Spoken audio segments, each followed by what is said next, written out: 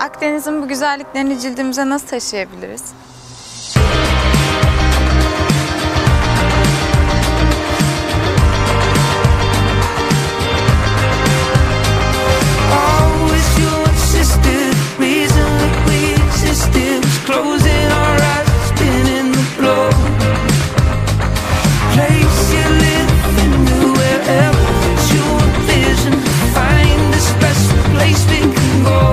Lotens ile mümkün.